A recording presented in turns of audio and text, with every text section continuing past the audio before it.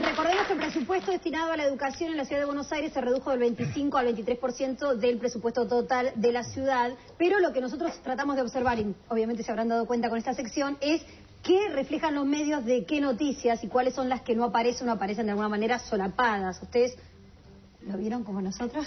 ¿Qué opinan? No lo vimos, justamente. El problema fue que no lo vimos en los medios. Me parece que a los medios les cuesta mucho hacerse cargo de ciertas cosas y en muchos casos supongo que porque deciden no hacerse cargo de ciertas cosas. Pero creo que incluso cuando querrían hacerlo no saben bien cómo hacerlo. Yo recordaba hace un rato una discusión sobre cómo hacer para hacer de la educación un tema de los diarios. Quiero decir, estamos todo el tiempo diciendo no, porque la educación es fundamental para que la Argentina empiece a mejorar en una cantidad de aspectos y demás, y es algo que no forma parte de la información que difundimos, que consumimos y demás. Ahí nos chocamos con el mismo tema, que nos chocamos con el mismo tema. Siempre es la guita, ¿no? Es bueno. No, pero no es la guita. No, espera, discúlpame. Sí, como nos chocamos con eso, terminamos hablando de cuánto gana cuánto sale el banco, cuántos bancos hay rotos, cuántos chicos no pueden ir, cuántas escuelas no tienen calles de acceso o se cayeron los techos. Finalmente, cuando suceden temas importantes, salud, educación, terminamos hablando de guita. Y cómo sortear esta... Pero perdón, yo creo que quienes terminan hablando de guita son justamente los que quieren justificar que no hacen su trabajo en tiempo y forma. ¿Por los docentes? No lo digo por los docentes, justamente, lo digo por los ministros de educación de las provincias, de la ciudad autónoma del gobierno de Buenos Aires, aquí en Capital Federal, y te voy a explicar por qué. Cuando al inicio del año lectivo, este año, cuando los docentes a través de sus representantes electos en sus sindicatos se quejaban, no solamente, y esto no lo publicó Clarín, por supuesto, no lo publicó Nación, salió muy chiquitito, creo que fue en Crítica, si no me equivoco, donde lo que decían es que ellos, más allá del dinero que por supuesto están reclamando y que justo es que se les pague, estaban reclamando que no eran escuchados y que hacía falta también que se aumente el presupuesto para solucionar las cuestiones, entre otras, edilicias. Pero estamos hablando de la plata. Pero no es solamente plata, estamos hablando de obras públicas, lo ponemos como plata. Lo que yo digo es cómo hablar de una cosa, como dice Martín, a ver, el tema de la educación es tan complejo, tan profundo y tan importante. ¿Cómo hacemos para dejar de hablar de la plata que falta en las escuelas? La solución la tiene Chiche Helblum y Mauro Viale para que sea atractivo para los diarios. ¿Qué? Porque los diarios no encuentran, los medios, lo que dice Caparrós, estoy de acuerdo con vos, no tiene atractivo el tema para los diarios, aparte que no quieran hacerlo, hay dos cosas. Los que no lo quieren hacer y la falta de atractivo para el periodista para engancharse con eso. Por eso la ironía, no sé si se entendió, me voy a reír, que Chiche Helblum y Mauro Viale lo pueden hacer, eso quiero decir. Está bien, muy bien, Orlando.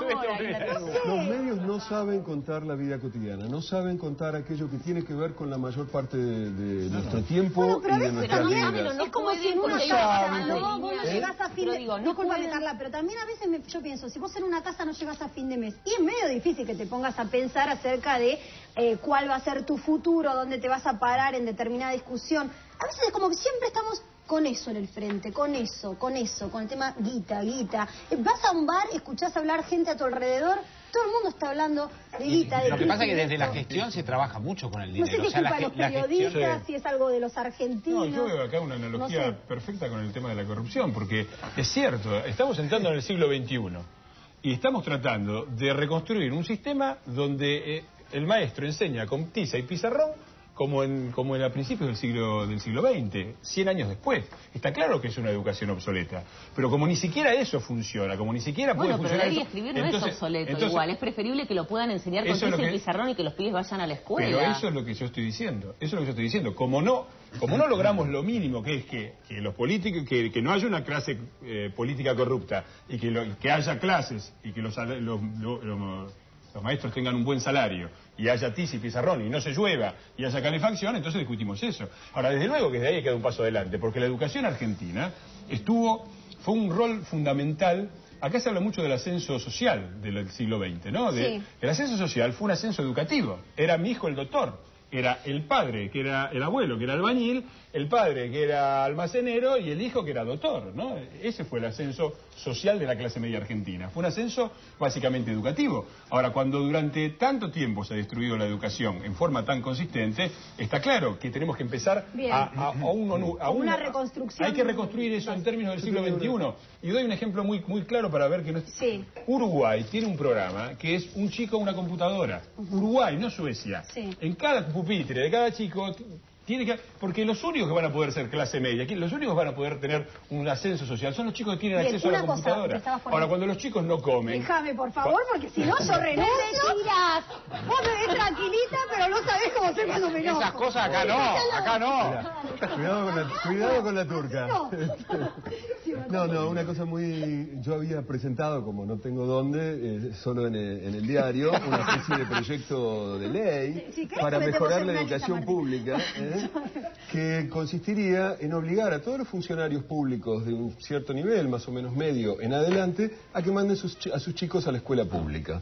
Por obligación, forma parte de los deberes de los funcionarios públicos de este país que sus chicos vayan a la escuela más cercana, a la que les corresponde. Vas a ver cómo funcionaría, cómo en poco tiempo, es una propuesta populista y demagógica para funcionar la escuela pública. En muy poco tiempo mejoraría muchísimo las escuelas del Estado. ¿Y sabés por qué la reacción social es digamos, desigual en la ciudad de Buenos Aires? Porque la mitad de la población manda a sus chicos a las escuelas privadas, por lo cual la huelga no les perjudica. Y es la gente que tiene influencia, que tiene voz, que tiene posibilidad de expresarse. Lo tiro, pero no vamos a seguir debatiendo porque me van a matar. Pero vos hablabas acerca de que los medios instalaban el tema, yo decía como la visión economicista de todo, ¿no? En este caso, de la educación. Y vos hablabas de que esto era algo que atraía, que los medios se sentían atraídos por esta carencia, ¿no? Pero hay otros temas, como por ejemplo el campo, que no demuestra una carencia económica, o vos podés hablar de lo mismo que hablás cuando hablas de la educación y la falta de presupuesto, y también tiene un interés periodístico, ¿no? En su momento tuvo. Digo, a veces no sé si los periodistas no hablamos porque nos cierran o no los presupuestos, por alguna inclinación política que tal vez sería bueno blanquear, como en otros países, ¿no? Tal medio responde a tal partido o a tal ideología. Se blanqueó sola. Creo que la mayoría de la gente se dio cuenta, se blanqueó sola. Cada uno sabe cómo intervino, los medios me refiero, los periodistas, cómo intervino en este conflicto. Cada uno sabe. Y la gente también sabe cómo intervino. Irán variando presidencia a presidencia, como siempre. Me van cambiando los caminos porque van bajando.